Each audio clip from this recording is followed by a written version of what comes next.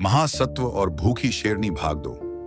आत्मा का युद्ध हवा में ठंडक घुल चुकी थी, लेकिन महासत्व के शरीर में जैसे लपटें उठ रही थीं, करुणा की, कर्तव्य की और आत्मबल की। शेरनी की आंखों में अब भी वही भूखी बेचैनी थी, लेकिन उसकी मां की ममता जैसे उसके पंजों को बांध रही थी। वह अपने बच्चों को खा नहीं पा रही थी, लेकिन और कोई विकल्प भी नहीं था। महासत्व ने दूर एक पत्थर पर बैठकर आंखें मूंद ली। मन में एक युद्ध छिड़ गया था। क्या मैं एक जानवर के लिए अपना जीवन दे दूं? क्या यह सिर्फ पागलपन है या वास्तविक करुणा? क्या यही क्षण है जब मैं अपने अहं को पूरी तरह छोड़ सकता हूं? आत्मा ने उत्तर दिया, करुणा वही है जो बिना शर्त के होती है। यदि तू उसकी जगह होता और कोई तुझे ऐसे मरते देखता तो तू क्या चाहता? महासत्व उठे। निर्णय हो चुका था। वे फिर भाइयों के पास पहुंचे। मैंने तय कर लिया है, मैं उस शेरनी को अपना शरीर अर्पित करूंगा। भाइयों के चेहरे फीके पड़ गए। पागल मत बन। क्या तू नहीं जानता तेरा जीवन कितना मूल्यवान है? यदि मेरा जीवन किसी और के जीवन की डोर बन सकता है तो यही उसका सबसे बड़ा मूल्य है। भाई रोने लगे। तू चला जाएगा और फिर कभी वापस नहीं आएगा। महासत्व मुस्कुराए, एकदम शांत स्वर में बोले, मैं कहीं नहीं जा रहा। मैं सिर्फ प्रेम बनकर इसी धरती पर रह जाऊंगा। भाग 3। महान बलिदान। महासत्व उस गुफा के पास पहुंचे। शेरनी अब भी बेसुध थी। वह इतने पास पहुंचे कि उनकी सांसें शावकों तक पहुंचने लगी, लेकिन शेरनी ने प्रतिक्रिया नहीं दी। वह इतनी दुर्बल थी कि शिकार भी नहीं कर सकती थी। महासत्व ने फिर वह किया जिसे सुनकर भी आत्मा कांप जाए। उन्होंने एक तेज पत्थर उठाया और अपने वक्ष पर वार कर दिया, इतना गहरा कि लहू बह निकला। रक्त की गंध शेरनी के नथुनों तक पहुंची। शेरनी की चेतना जागी।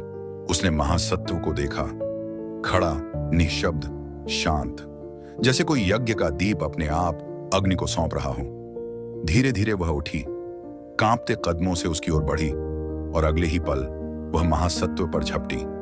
पल भर में जंगल में सन्नाटा छा गया।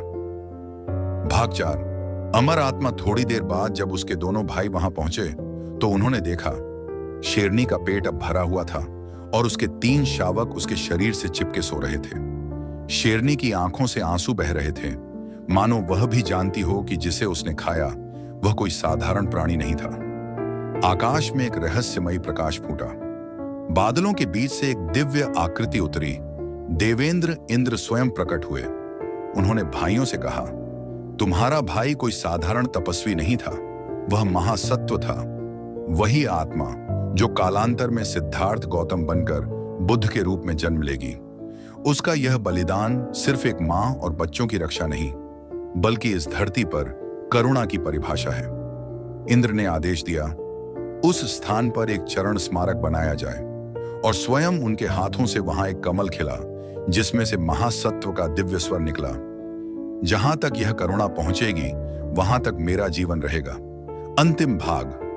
आज भी जीवित है वो करुणा, आज भी। नेपाल के नालागिरी वन में एक स्थान है जिसे बोधिसत्व की गुफा कहा जाता है। वहां हर वर्ष श्रद्धालु आते हैं, दीप जलाते हैं और आंखें मूंद कर उस राजकुमार को याद करते हैं जिसने अपने जीवन से यह सिखाया, धर्म केवल पूजा नहीं, सेवा है। तपस्या केवल ध्यान नहीं, परोपकार है। और जीवन केवल सांसें नहीं, त्याग में ही उसकी संपूर्णता है। अंतिम शिक्षा। जब तक धरती पर एक भी प्राणी भूखा, पीड़ित, असहाय है, तब तक महासत्व की आत्मा हमें झकझोरती रहेगी। क्या तुम उस करुणा को पहचानते हो जो तुम में भी कहीं सोई है? समाप्त। आपको कहानी पसंद आए तो कृपया लाइक, कमेंट और सब्सक्राइब करें। आपके विचार हमें प्रेरित करते हैं।